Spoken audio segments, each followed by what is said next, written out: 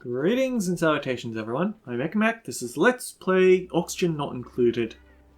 I don't think this is a very fun Let's Play, but I feel like I at least enjoy getting to show this off.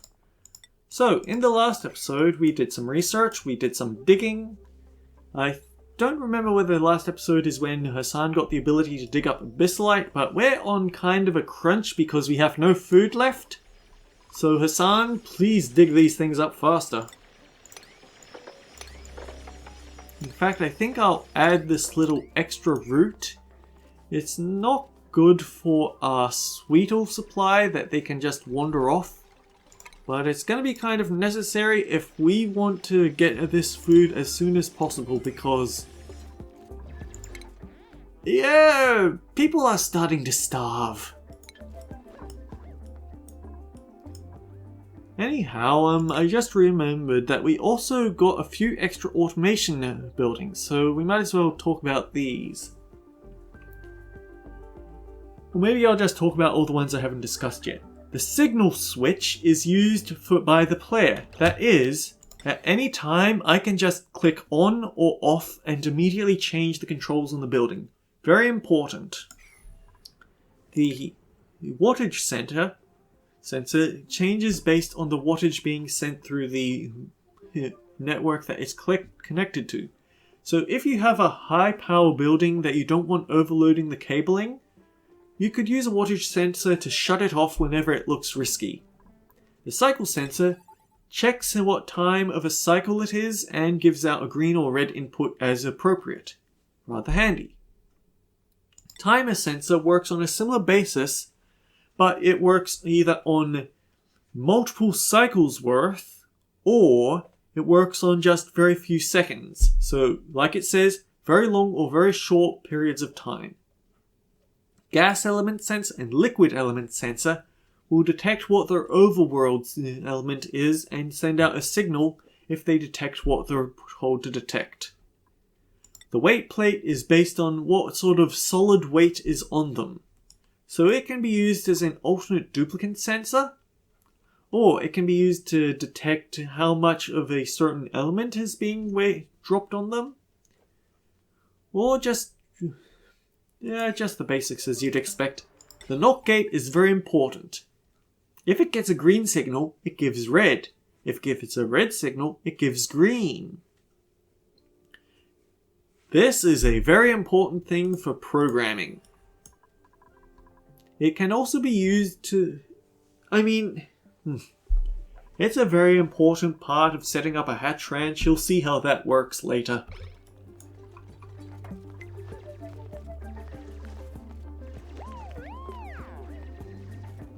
But as is, we have this little high priority area because we want to get this food dug up and down into our kitchen as soon as possible because we're very low on food at the moment.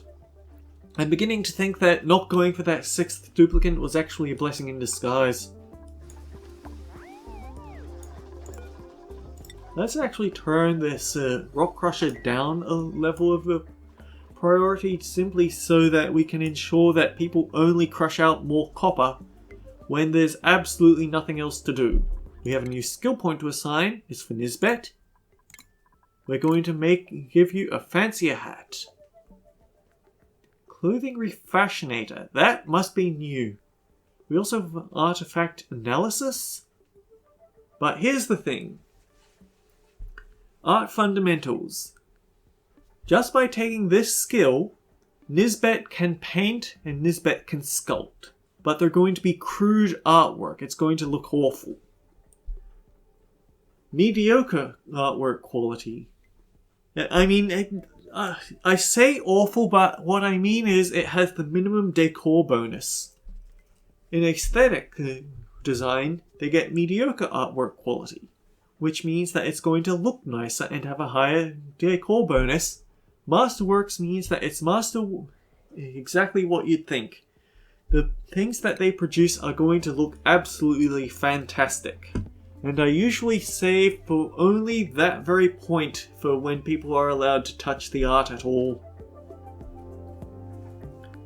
And there is actually achievement tied to it. If you make a painting with masterwork quality, that's an achievement. But more importantly, look here, mess hall. It has a 64 size and no industrial requirement. It produces 3 morale. If we have a decor item with 20 decor and we have a recreational building, then they get 6 morale for eating there. So that's another bonus for having a decor item of good quality. Although it doesn't mean that you have to have made something of that quality. Have painted or sculpted it. If you have a decor item that is 20 by default, then no one needs to touch it, and already this is a great haul. How would you do that? Oh dear. So I don't see any duplicates that I want, but this is going to be a red line. I'm going to save scum. By saving and loading when the printing pod is ready. We go to a loading screen. Yeah, this will actually tank your RAM and eventually crash the game. But we can reset our gifts, and we can reset our duplicates.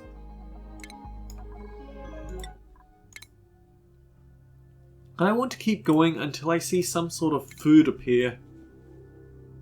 Or, failing that, something that can become food, like the very rare 8 Paku care package.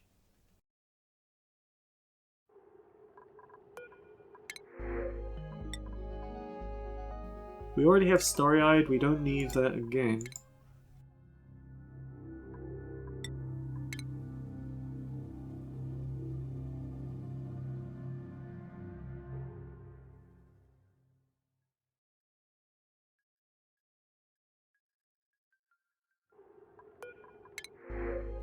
Shine Nymph can't be food, the coal can't be food. Bedside Mana, germ resistant, or digging and researching. If there's one thing that I will actually break my rule on, if I see a duplicate with rocketry and iron gut, or alternatively a duplicate with high operating, then I will throw them into the grinder here, unfortunate as that choice of phrases. You would be awful, operator. You have iron gut, but not the thing I want. You have rocketry and iron. So the thing is, very early rockets. You have room for a latrine, but you don't have room for a wash station. So what you end up having to do is get a duplicate with rocketry and iron gut and just have them do all the exploring in space. You have Yokel though, that's kind of awful. That's probably the last person I'd want to put up with Yokel on. But I have to do it. So, Catalina's job. Until we get any actual space involved, your job is to be on, hang on. Catalina's job is to do the operating. But until that point, you see the problem? We can't get astronomy because we can't get advanced research, so we can't get to the advanced rocket piloting.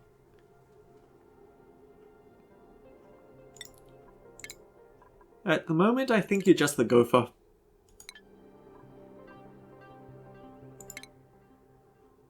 Even though that's also Nisbet's job. Yeah, welcome to the workforce. Also, we need to put Catalina on a different shift. I think the night shift, because that's generally the most dangerous thing for people working in space.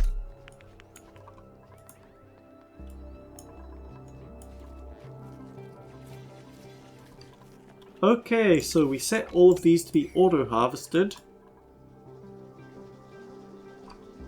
This little corner is now feeding everyone up. We have a roast grubfruit nut. We're going to have a few... Yeah, that's bought us a little time. Although I think we might need to actually cook out a few more mush bars.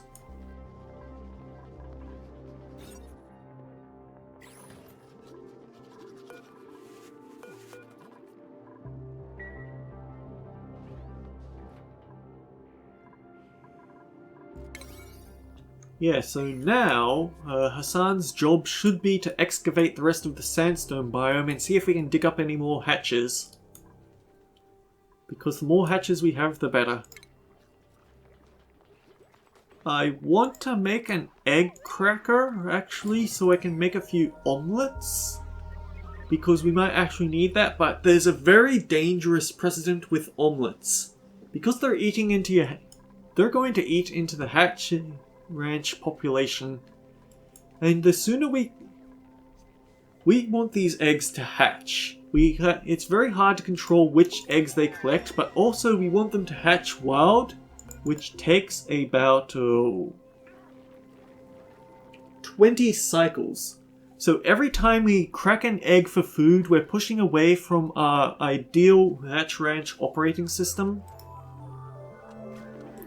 It's unfortunate, but in this case it's just something we have to deal with.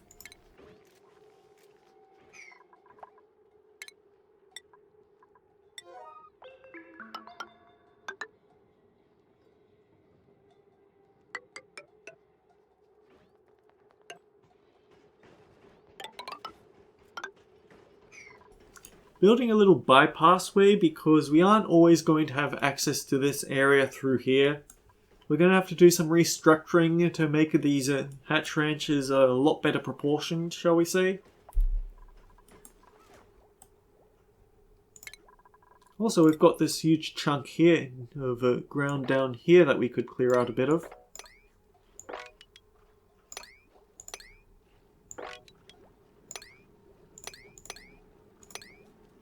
Make sure to fill in any of the sand, because sand respects gravity. It always travels straight down.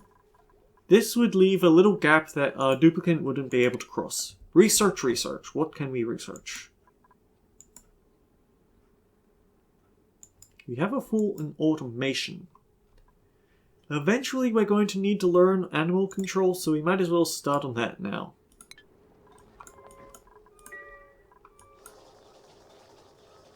To be honest, Catalina isn't really being a gopher, she's being our engineer. And yet she's a yokel.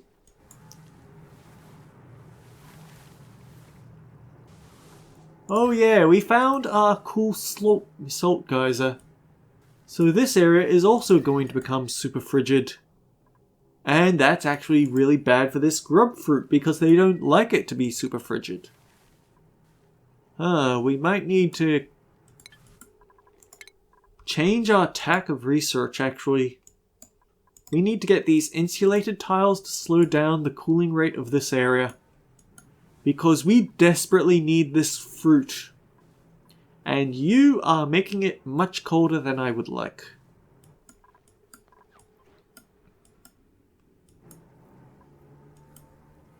For some reason you have a wrangling errand even though we have no way to get to you. Oh dear, oh dear. Hassan, what happened? Hassan, you're in trouble.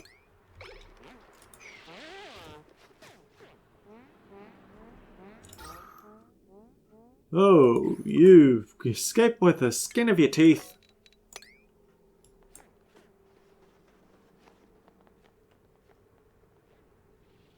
We have a new hatch at least.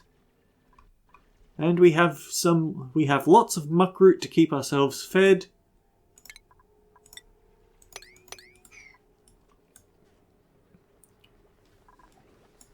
Yeah, we're looking pretty good so far. Save for Hassan's life, which was very nearly taken from us.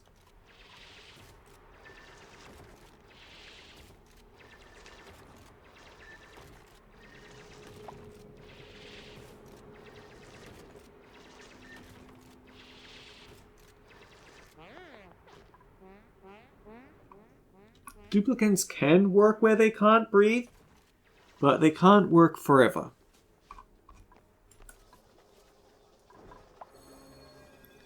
We've bought a day and a half's worth of muckroot at least.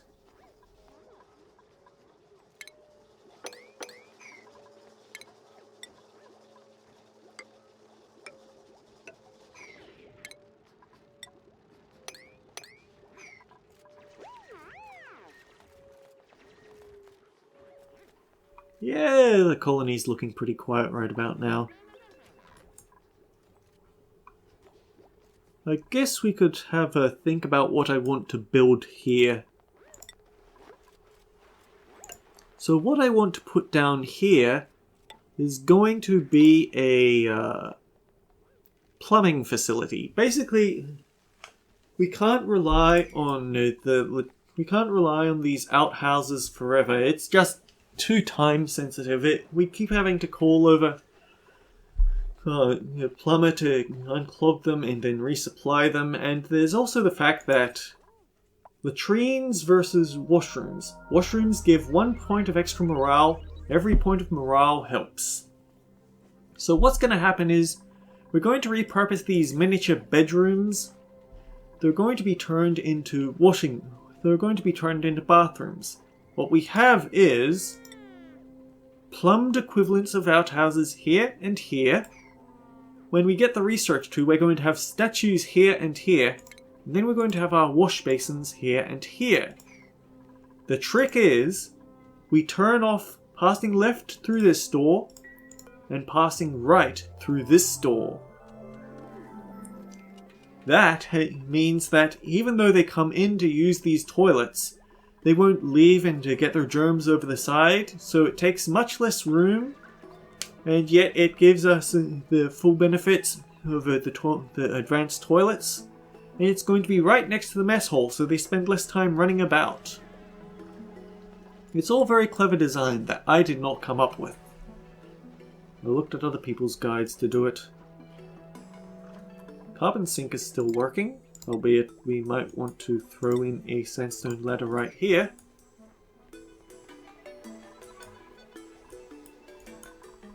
I think I actually want to turn down the priority on this one. I want to use one of these bases now. If I keep the hatches split up for as long as possible, then they can fill these ranches with as many eggs as they can afford before they become cramped.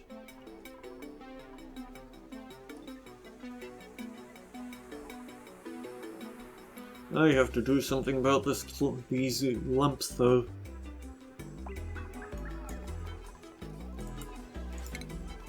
We do have new automation though, we can go over that. The AND gate. Both inputs have to be green to output a green. OR gate. If either input is green, the output is green. You can combine either of these two with a NOT gate to do some really complex programming. But we also have the buffer gate. If it gets a green signal, it outputs a green signal, and it will continue to send a green signal even after it gets a red signal for a certain amount of time. That time is decided by you. And yeah, that's pretty handy. The reverse is the filter gate. Only let a green signal through. If the green signal hasn't lasted long enough, it continues to output a red signal. Again, combine with the NOT gate and you do really interesting things with these. Our first big automation project we're going to see is definitely going to be here. Because, oh boy, the automation that goes into ranching hatches.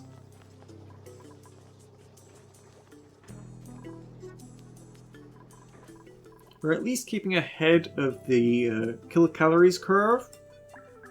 For how long, I can't say, but it is a thing that we're keeping ahead of.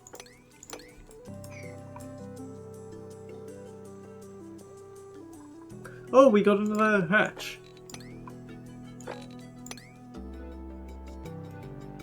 We could wrangle Sweetles if we want to, but the thing is, Sweetles have a very specific diet. They can only eat sulfur. And we only have a limited amount of sulfur at the moment, so we can't really put their lives at risk by ranching them until we have sustainable sulfur output. And that actually takes a lot of doing to do.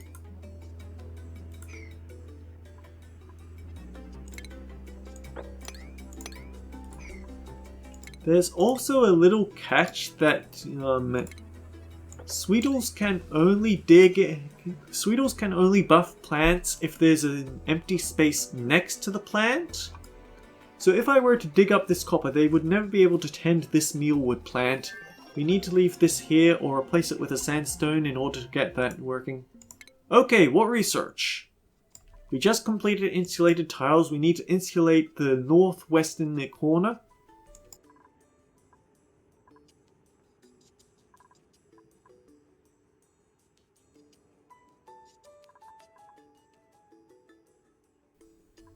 Honestly, I feel like I just want to go straight into this, Yeah, we might as well start learning the way to make new science even if we aren't ready to make new science.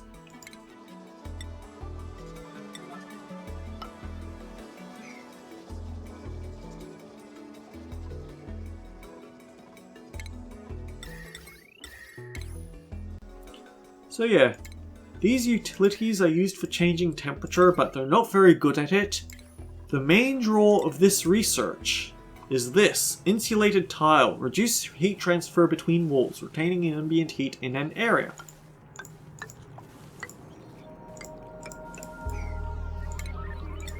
Now here's the thing. Usually, when we have a material, it has a thermal heat conductivity and a specific heat capacity. That determines how quickly heat transfers. And eventually heat is going to transfer through basic rocks like a sandstone or sedimentary rock. Igneous rock is pretty good at holding heat, but it's not the best.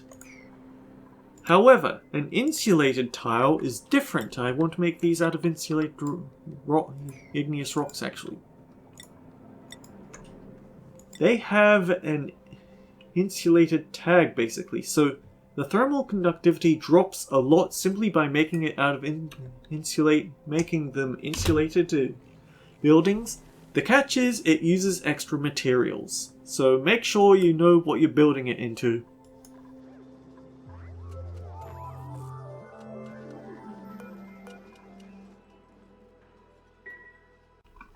Unfortunately, this polluted dirt is just sitting here because composts are actually very slow.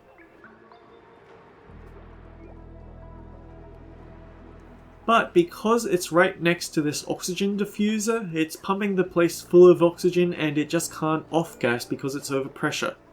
I mean, it's off-gassing a little bit, but it's not nearly as bad as it could be.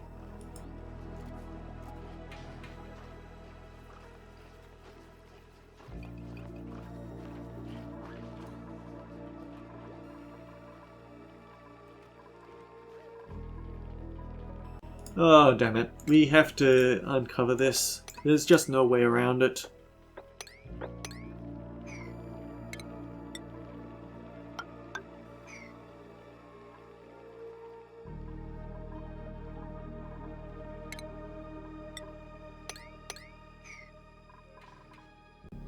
Although maybe not the 9 priority, let's give it an 8. Because we need these guys to be producing new eggs as fast as they possibly can.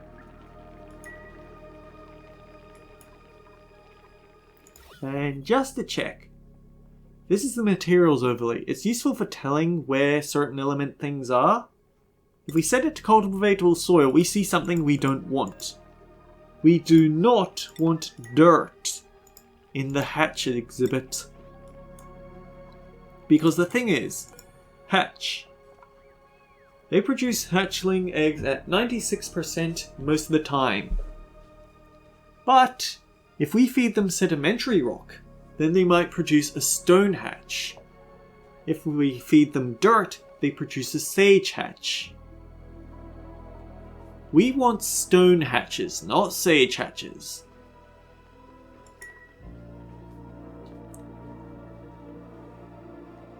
The thing is, all 3 of them have the same purpose. They they produce coal. But they have different diets.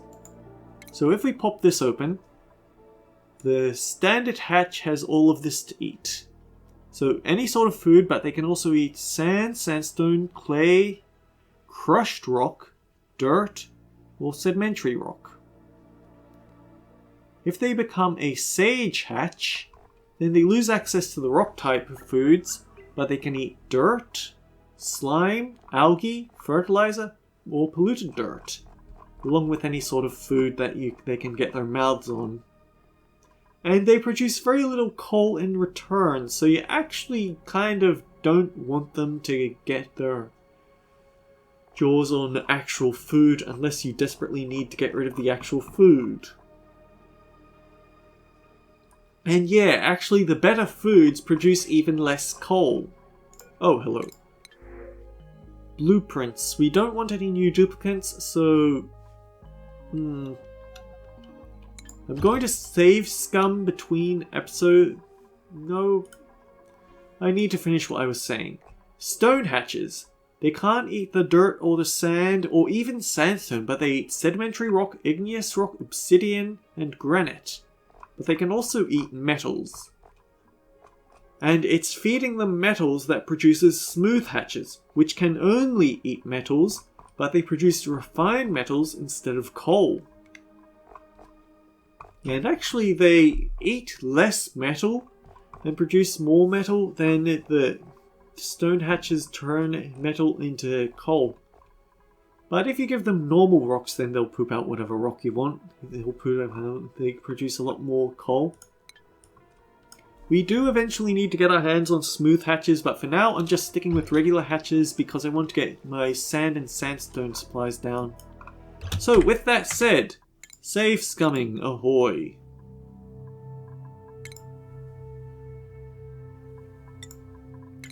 I don't know whether I want to save scum for food, but I at least don't want some seeds that I already have more than I know what I can do of. I mean, you can feed them to fish, but then you have to feed the fish constantly, and I don't want to feed the fish. I don't particularly want coal either. I'm going to have... By the time I get working coal generators, I'm going to have so much coal I won't even know what to do with because, remember, we're using hatch ranches.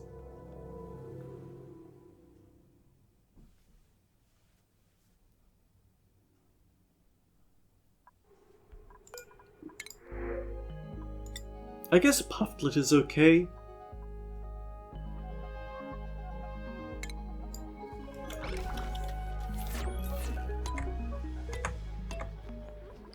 And our time is almost up for the day, but let's talk about puffs because I've already gotten 2 and I haven't shown what they are. What puffs do, they swallow polluted oxygen and turn it into slime at 95% rate. So, and if you remember, slime, if we can find where I keep my slime, slime emits polluted oxygen when it's free. It can be distilled into algae though. Now that's not that impressive on their own, but what is handy is that they complete... Even though the germs say this produces slime lung, they actually don't. They produce they actually could be used to filter dangerous polluted oxygen into safer polluted oxygen, or just get your hands from the algae distiller for the algae. What's more important is that the pufflet prints. It's capable of consuming polluted oxygen, chlorine, or oxygen and turning it into slime, bleachstone, or oxalate. The downside is that it does it at a very poor rate. But when you pen it with a normal puffed, then they start producing interesting variants. The dense pufflet has a very high rate of turning oxygen into oxalate, and the squeaky puffed is very good at turning chlorine into bleachstone. And all of those two are actually materials that we will want to get our hands on, and maybe even in large quantities, so having puffs to turn your gases back into solids, yeah, it's quite handy. Anyway, that's enough for this episode. Until next time, guys, take care. We'll see you all around. Hassan, do I need to increase your shift so you can get your hands, so you can get to bed faster? Oh yeah, baby animals will sleep when during night comes around. It's quite cute.